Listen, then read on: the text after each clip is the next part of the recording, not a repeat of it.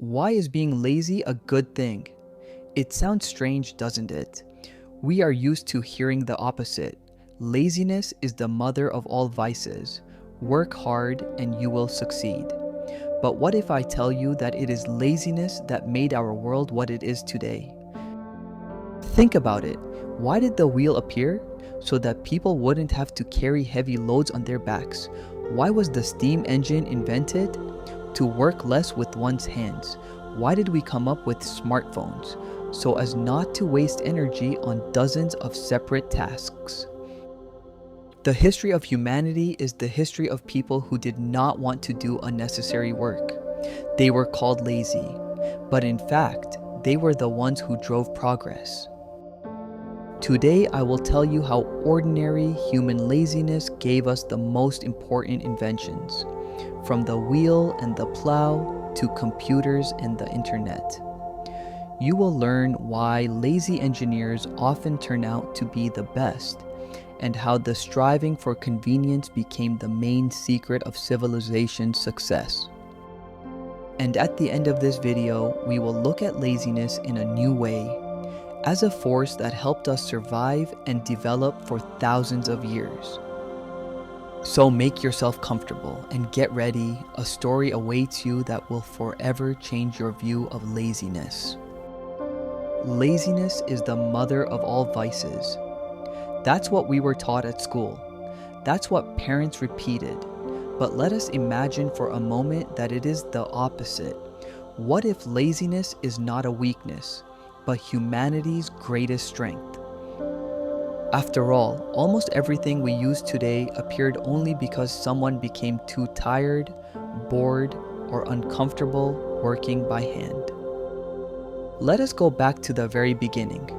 Imagine a tribe of hunters and gatherers. People drag huge stones, logs, water on their backs. It is slow, heavy, exhausting. And then someone observes, "What if you don't carry a heavy load, but roll it?"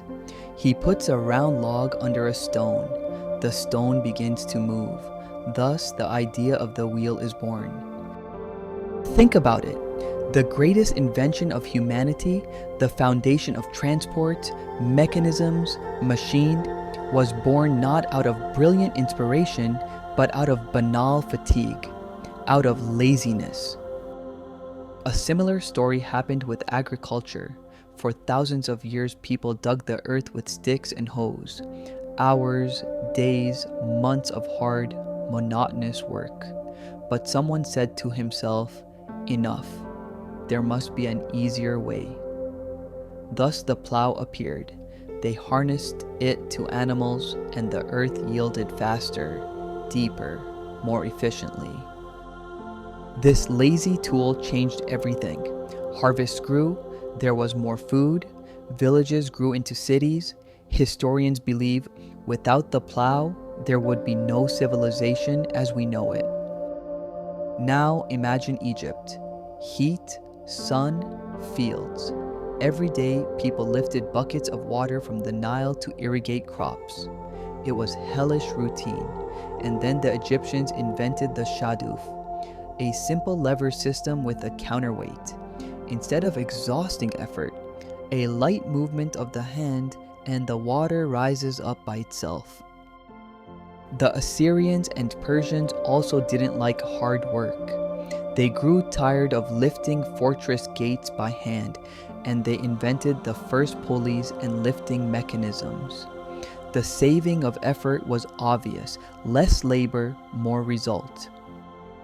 In Europe, peasants spent hours grinding grain into flour. It was exhausting and boring work. The solution? Water mills and windmills.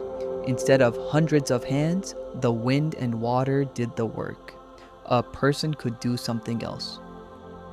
Weavers grew tired of intertwining threads by hand. Non-weaving looms appeared.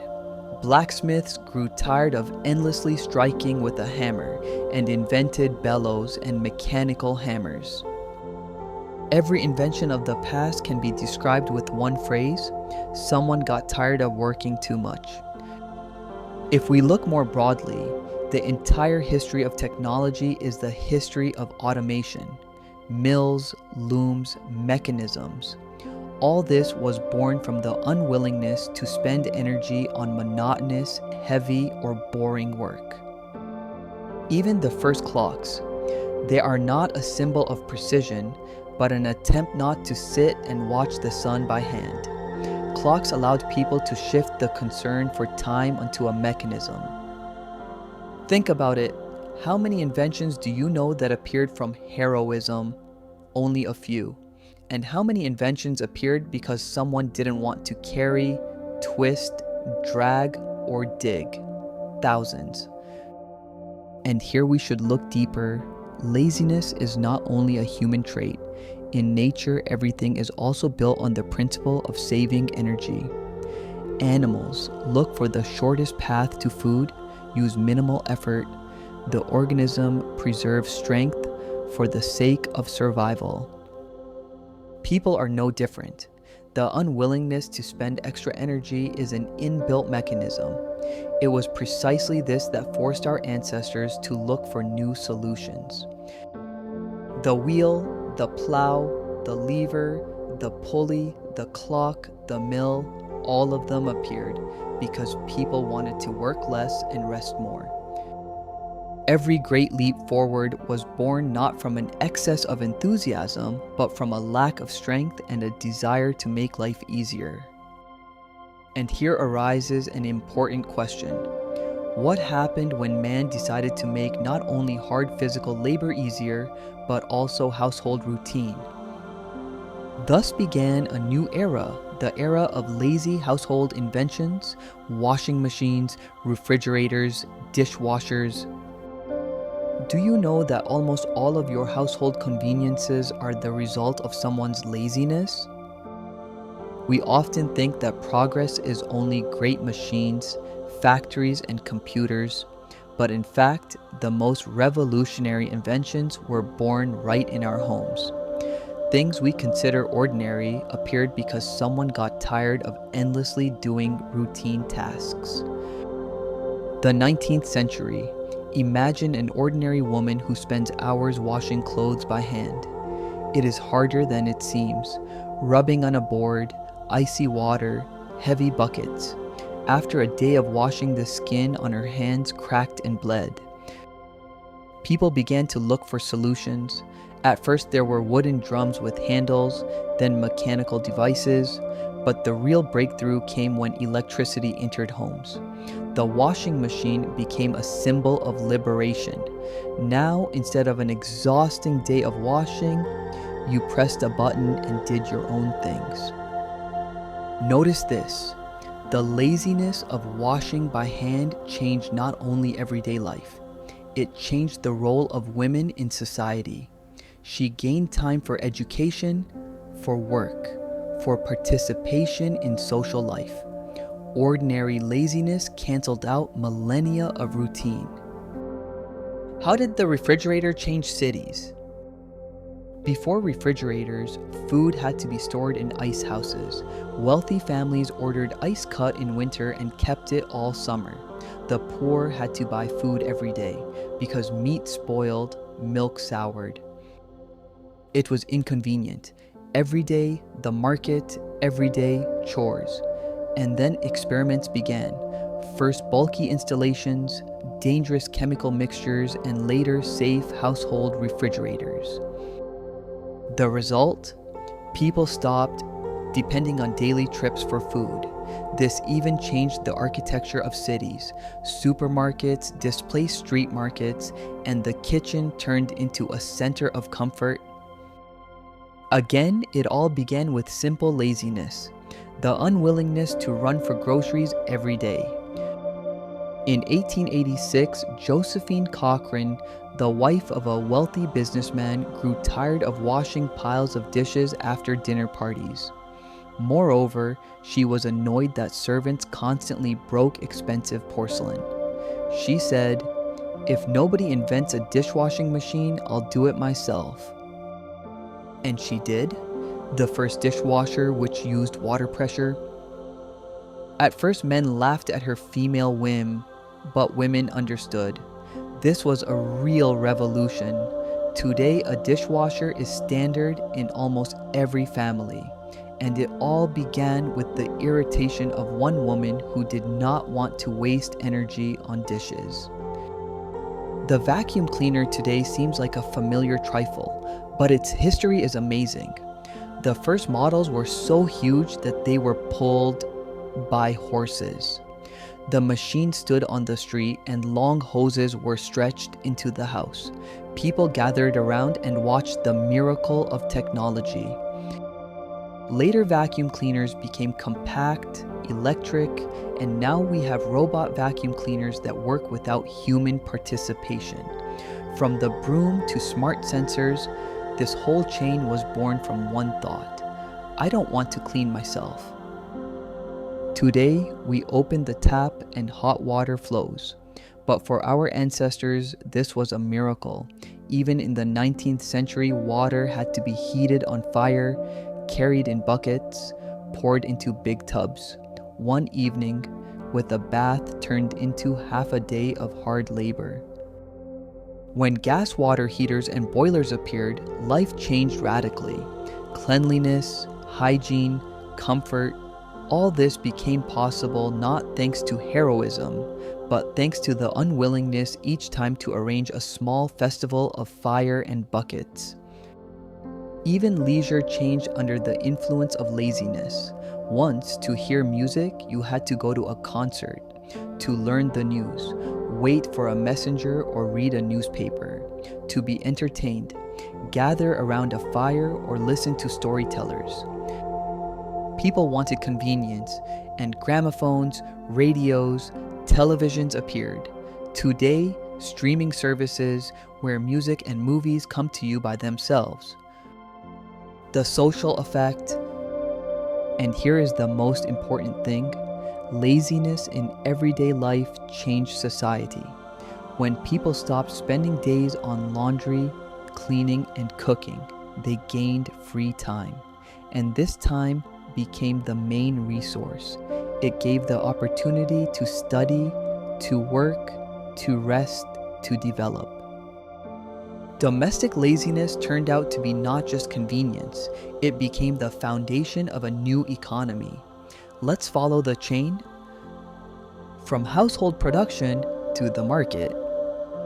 Earlier, a huge part of goods was produced inside the family and did not enter economic statistics. They sewed themselves, repaired themselves, preserved food themselves. The appearance of appliances shifted the boundary. Part of the task became market services and goods, bread from a bakery, dry cleaning, semi-finished products, delivery. Result: more market transactions, growth of measurable GDP, specialization, competition, and quality. Freed time, human capital. An hour not spent on washing turns into an hour of learning, work, entrepreneurship, or creativity. On the scale of millions of households, this is a leap in human capital. More skills, more productivity, higher salaries. The economy begins to grow not only with iron, but also with knowledge. Women enter the labor market. Household appliances shorten the second shift at home. More women can study, work, build careers. In the macro effect, this means growth of household income, expansion of consumer demand, diversification of labor markets, and entrepreneurship. Every new income creates a multiplier. People buy appliances, services, education, money circulates and expands the economy. The birth of entire industries and jobs. Laziness gave rise to the industries of comfort, production of household appliances, repair, service companies, logistics, detergents, household chemicals, kitchen and furniture design. Each industry has a chain of suppliers: metal, plastic, electronics, software. That is millions of jobs. Infrastructure, electrification, gas, water, the cold chain. The demand for convenience accelerated the electrification of cities and villages, voltage standards, service networks, hot water and gas, mass utility systems. Refrigerators at home require fresh products. The cold chain develops. Industrial refrigerators, refrigerated trucks, distribution centers, supermarkets. The result? New urban logistics and large-scale retail. Scale and cheapening. Mass demand for appliances launches the effect of scale and the learning curve. The more is produced, the cheaper each unit, the wider the accessibility. Competition forces firms to innovate. Energy efficiency, safety, interfaces, design. This again fuels demand. Credit and marketing, the economy of desire. So that a family could afford a refrigerator or a television, installment, consumer loans, warranty programs appeared. Advertising sold not the hardware, but time and freedom from routine. Press the button, live easier. A consumer culture was formed, and with it, planned update cycles, service subscriptions, ecosystems of brands, urban planning and trade formats. Household conveniences changed the layout of housing. The kitchen as a technological hub stimulated apartment construction with connected utilities. Retail evolved from markets to supermarkets, then to online delivery. Home comfort dictates trade and logistics formats. Structure of employment, from physical labor to services and knowledge. As home routine was outsourced and productivity grew, the share of the service sector increased. Education, medicine, leisure, IT, fintech, creative industries. The economy became more intellectually saturated. What mattered was not the number of hours, but the value of each unit of time. New standards of quality and hygiene. The refrigerator, hot water, the vacuum cleaner, these are not only conveniences but also health. Fewer food poisonings, fewer infections, a healthy workforce, higher productivity, fewer losses from illness, a direct economic effect. Laziness flows into the smart home, robot vacuum cleaners, dishwashers with auto-dosing, voice assistants, automation scenarios.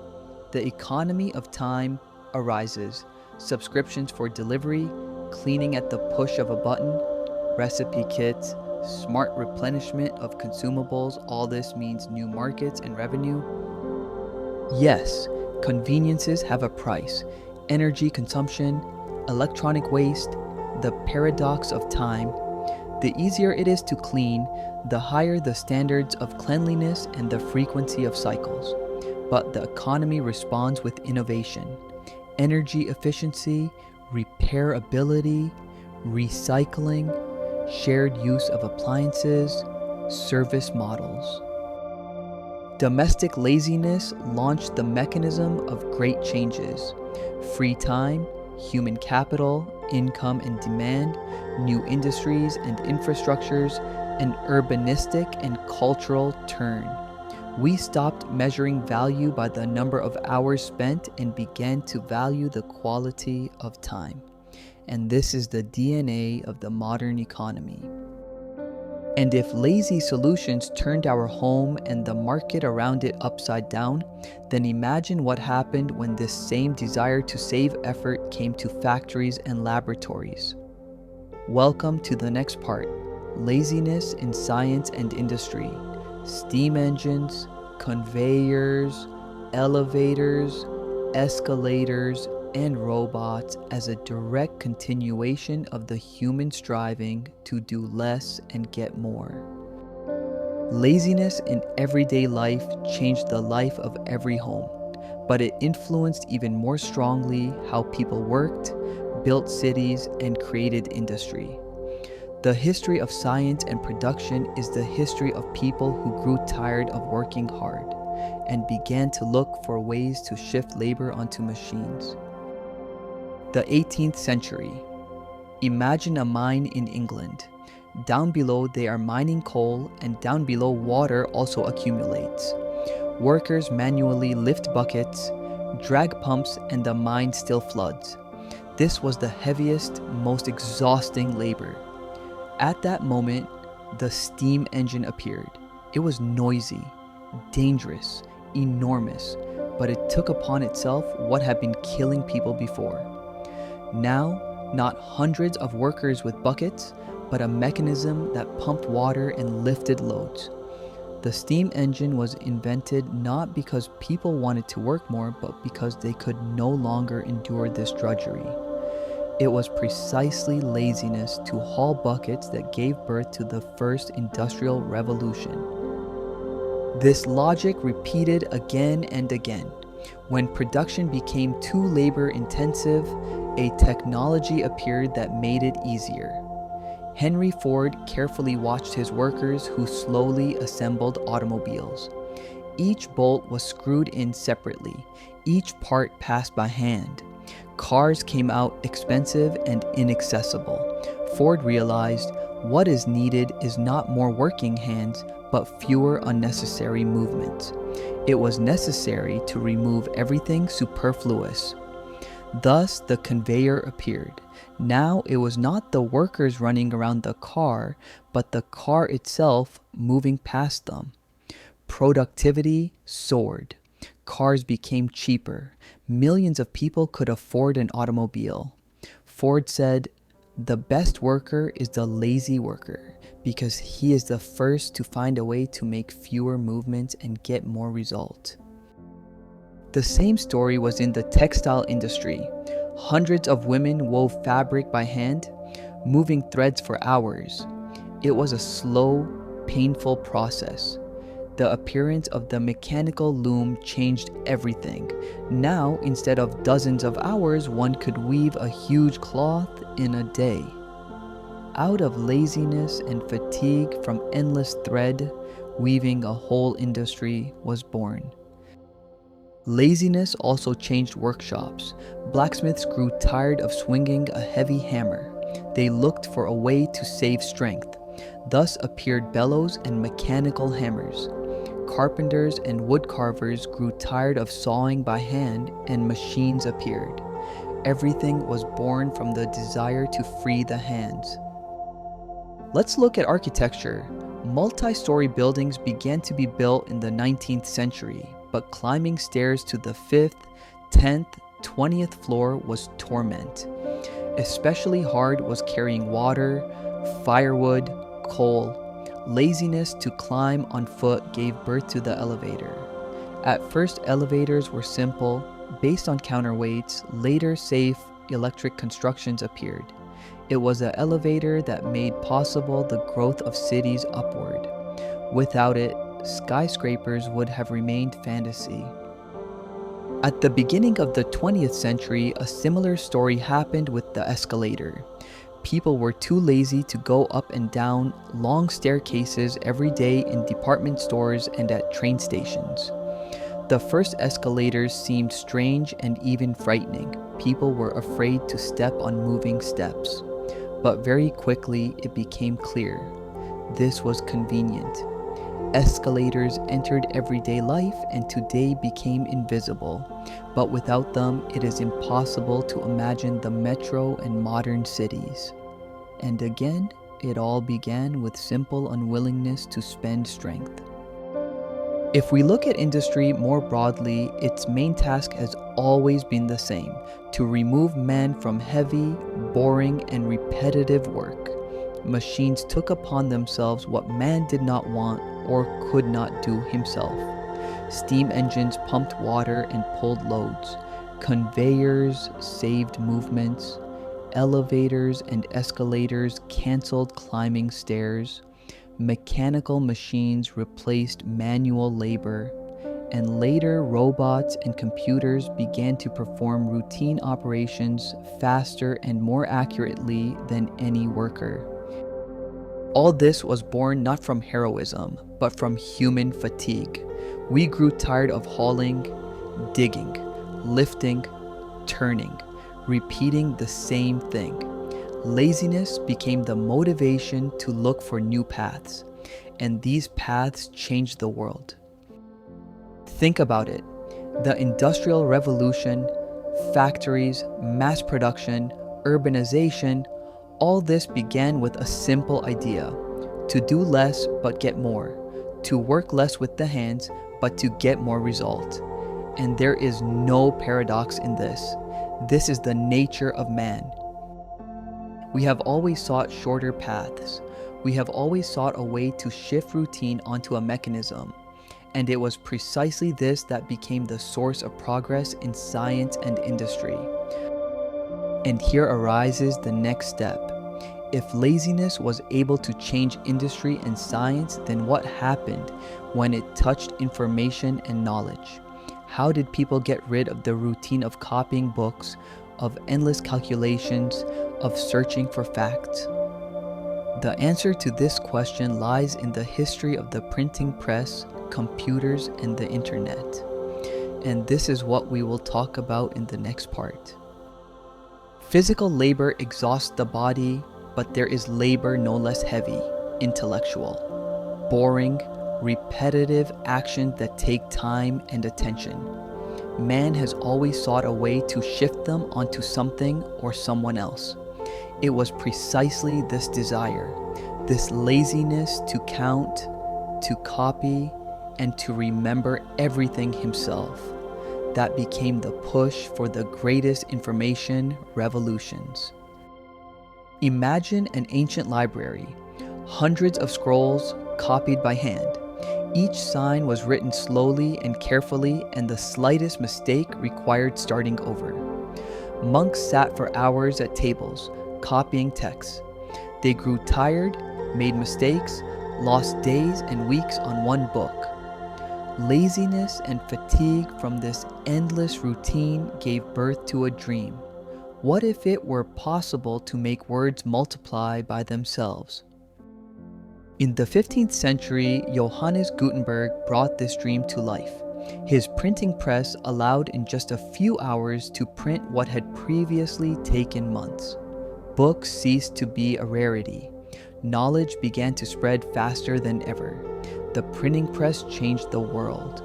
But at its core, it was born from a simple desire to save strength and time.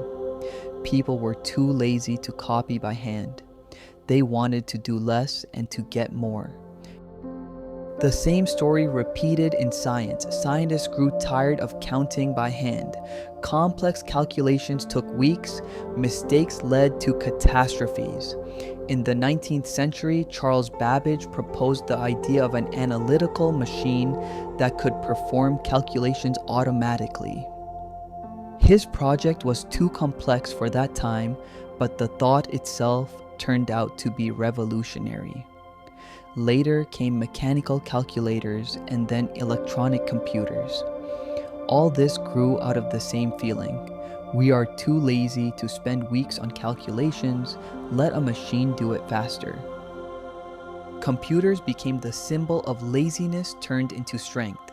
They were entrusted with millions of routine tasks, from accounting to engineering.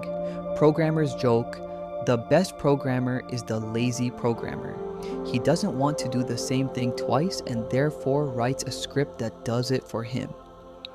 It was precisely this laziness, the unwillingness to repeat the same actions, that gave birth to the art of automation. A similar story was searching for information. Not long ago, in order to find the answer to a question, you had to go to a library, leaf through catalogs, look for the right books and articles. This took hours or even days. People grew tired of this. Thus, electronic databases, search engines, and the internet were born. Now, the answer to any question comes in seconds. Millions of libraries, archives, and reference books fit in one smartphone. All this is the result of the unwillingness to waste time on endless searches. Laziness also changed the way we communicate. Once letters took weeks to arrive, and this was exhausting. Telegraph, telephone, email, all of them appeared to speed up the process, to remove unnecessary days and effort. We no longer wanted to wait. We wanted less effort and more speed. If you look closely, all modern technologies are variations of the same idea. We are too lazy to copy, and we invented printing. We are too lazy to calculate, and we created computers. We are too lazy to search manually, and we invented the internet. We are too lazy to wait, and we made telephones and messengers. We are too lazy to remember everything, and we created databases and cloud storage. This is not a coincidence. This is a fundamental principle. Man constantly gets rid of routine mental labor. He passes it to a machine. And each time he does this, the world changes. These information technologies change not only everyday life, but also the very structure of society. Thanks to printing, literacy became mass, and this meant millions of people could learn. Thanks to calculators and computers, it became possible to build rockets, design cities, create medicines. Thanks to the internet, we entered the era of instant exchange of knowledge, where any person can get access to information that once took years. But here there is also a paradox. The more technologies we create to free ourselves from routine, the higher our standards become. We no longer agree to wait a minute for an answer. We want it in a second. We no longer want to store dozens of books. We want everything in one device. Each new technology, born of laziness, not only solves old problems, but also creates new expectations. And yet one thing remains unchanged. Humanity always moves forward precisely because it does not want to waste effort on monotonous tasks. And there is no contradiction in this. It is our nature. We are inclined to look for the short path. We are inclined to simplify. And it is precisely this trait that is the main engine of all information revolutions. Now let us ask ourselves a question. If laziness helped us get rid of routine physical and mental labor, if it gave us printing, computers, and the internet, then what will come next? What will happen when we begin to shift not only tasks, but also decisions? When we are lazy not only to do, but also to think? This question leads us into a new era. The era of artificial intelligence, robots, and machines that are beginning to make decisions for us. Laziness as a survival strategy. This changed my attitude toward life. We are used to hearing that laziness is a vice, a weakness, an enemy to fight. Parents taught us to get up earlier. Teachers repeated that we must work harder. Society constantly said, be productive, do more. But let us look at this from another side. What if laziness is not a mistake, but a mechanism built into us? What if it was precisely laziness that helped humans survive and develop? Look at nature. A lion can sleep 20 hours a day. A crocodile lies motionless in the water, waiting for prey instead of racing across the savannah. Even plants close their leaves at night so as not to waste energy in vain. Energy saving is a universal law of survival. In the animal world, the one who survives is not the one who spends strength without measure, but the one who knows how to conserve it. Man is part of this world. Our brain, our habits, our striving for comfort, all this is the result of millions of years of evolution where the main rule was simple: don't waste energy unnecessarily. And what we call laziness is in fact an ancient protective mechanism. And now let us ask ourselves a question. What if it was precisely lazy people who survived better? Imagine a primitive tribe. Some run all day, spend strength, get tired, exhaust themselves, and in the evening they have no energy left for anything. Others look for shorter ways. They make traps instead of endless hunting, build stronger shelters so as not to repair them every week, make the river work for them by inventing the water wheel. Who survives better? The one who conserves strength. Laziness in this sense is not an enemy, but an ally. It pushes us not toward inaction, but toward inventiveness. We are used to thinking that great inventions were created by hard work, but more often than not, they were born precisely from the unwillingness to spend strength on monotonous tasks. Laziness to dig the earth with a stick gave us the plow. Laziness to wash by hand led to the appearance of the washing machine. Laziness to calculate endless numbers, to the creation of the computer. All these discoveries have one thing in common. Man wanted to work less but get more, and there is nothing shameful in this. On the contrary, it was precisely this desire that became the spark of progress. The best worker is the lazy worker. This phrase sounds like a paradox, but engineers and programmers understand it best of all. A lazy nature does not tolerate repetitions. It automates, it optimizes, it looks for the shortest path. Even in the army, there is a saying, assign a lazy officer to a difficult task. He will find a way to complete it faster and with less effort. Laziness makes us think. Laziness turns brute force into a smart solution. If we look deeper, laziness is not only the engine of technologies, but also the mirror of our values. When a person is too lazy to follow meaningless orders, he begins to ask questions. When he is too lazy to put up with inconvenience, he begins to change the rules. When he is too lazy to walk in circles, he looks for a straight road. Laziness is that point where disagreement with the established order is born. And it is precisely out of this disagreement that new ideas, new philosophies, new forms of life appear. In the history of philosophy, we see the same thing. The Stoics taught not to spend strength on what does not depend on us. Buddhists called for renouncing unnecessary desires and fuss. The Taoists spoke of non-action, the art of reaching a goal without making unnecessary movements. Isn't this a lofty form of laziness?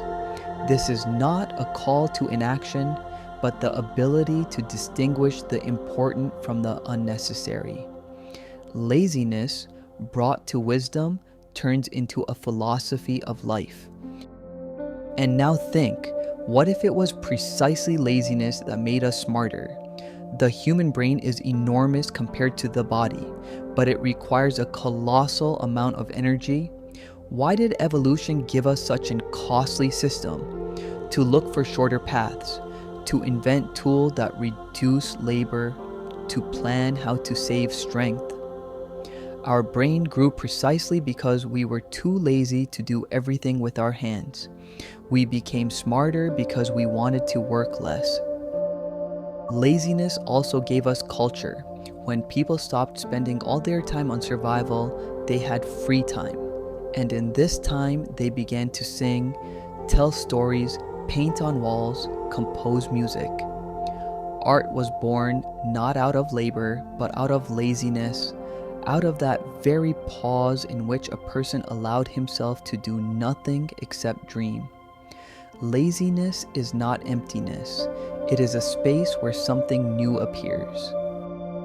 When I first realized this, I got goosebumps. We are proud of pyramids, temples, books, paintings, flights into space. But if you dig deeper, all this was born not only out of labor, but also out of the desire to avoid unnecessary effort.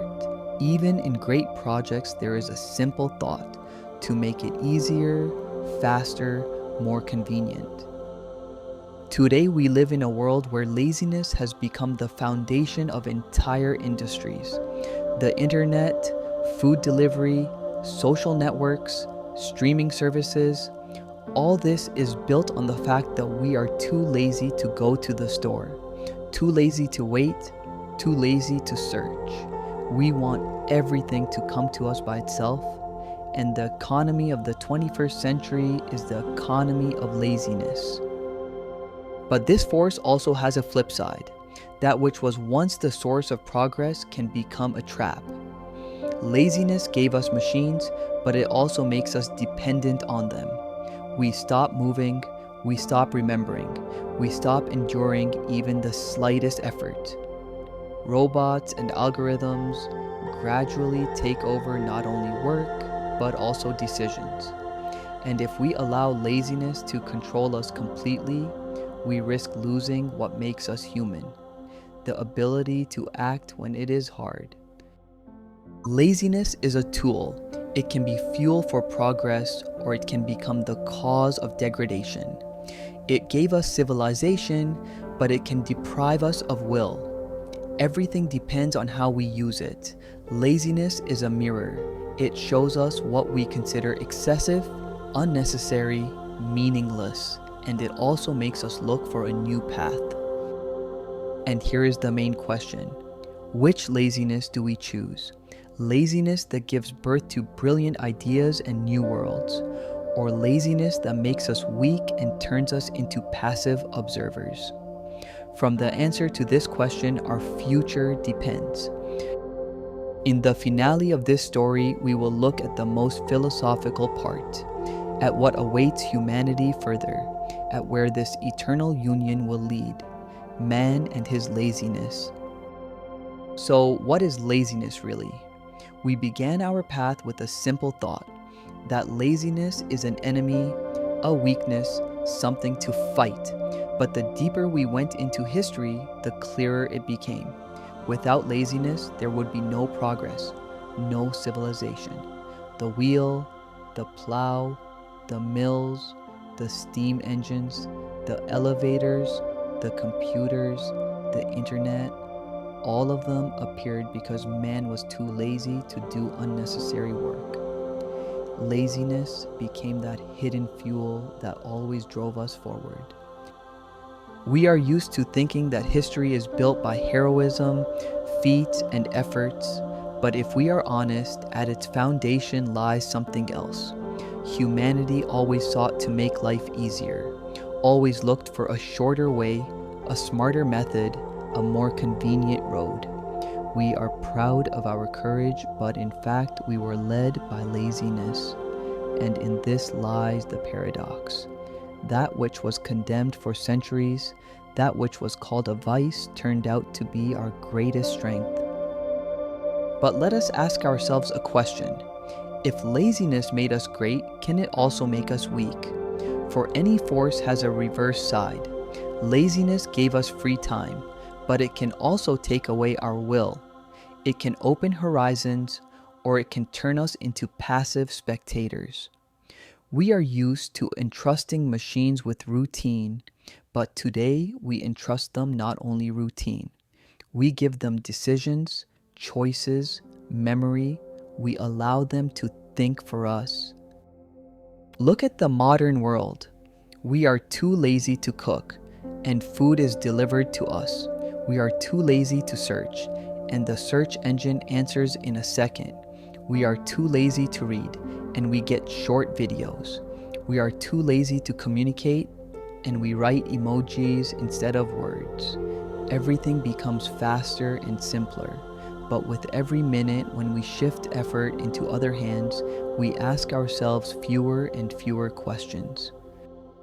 And what will happen if one day we get so used to this that we stop thinking at all? What will happen if man gives up control of his life to convenience so much that he forgets why he needs freedom? Laziness, which once was an ally, can become a shadow that slowly takes away the ability to resist, to make decisions, to be independent. And yet it is precisely here that the choice lies. Laziness is not a sentence. It does not make us weak or strong by itself. It simply shows the boundary. This is hard for me. This is boring for me. This I don't want to do. And then it depends on us how we use this boundary. Some turn it into a dead end and give up. Others turn it into a challenge and look for a new path.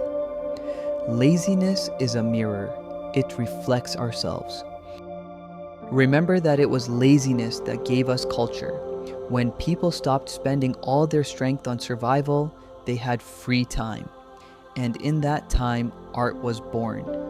Laziness freed space for music, painting, philosophy, science.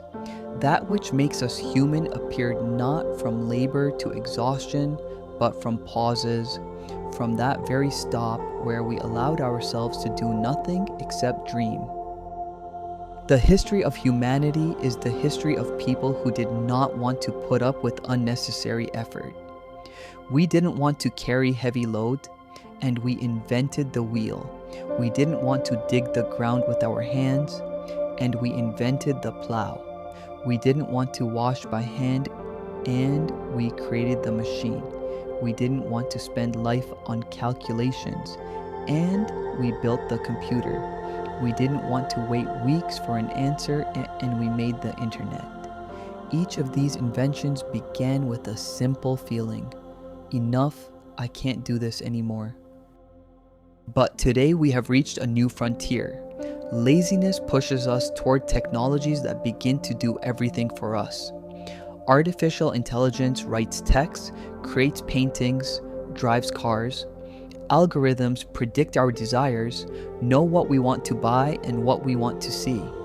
We live in a world where every day something new is created to make things even easier for us. But ask yourself, what will remain for us? What will remain for man if all efforts are made for him? And here appears the main paradox. Laziness has always been the driver of progress, but now it can become its brake. If we allow it to control us completely, we risk losing what makes us human: the ability to make decisions, to resist circumstances, to act when it is hard. But there is another path. We can use laziness as a tool, not as a master. We can allow it to point out to us what is outdated, what needs to be simplified, what should be changed. We can see in it not weakness, but a compass. Laziness points out where we are wasting strength in vain. And if we know how to listen to it correctly, it is precisely there that new ideas, new inventions, new worlds are born. So, which laziness do we choose?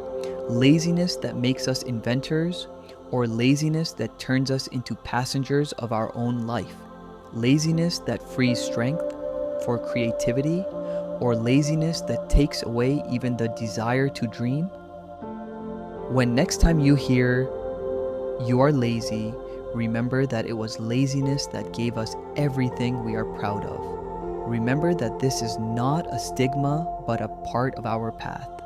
And ask yourself, how do I use my laziness? As fuel or as a brake? And maybe in 100 years, people will look at us and say they were lazy. And that is precisely why they invented technologies that changed the world. And at that moment, it will become clear. Everything we do begins with a simple human desire to live easier. And that means laziness is not an enemy. It is our destiny.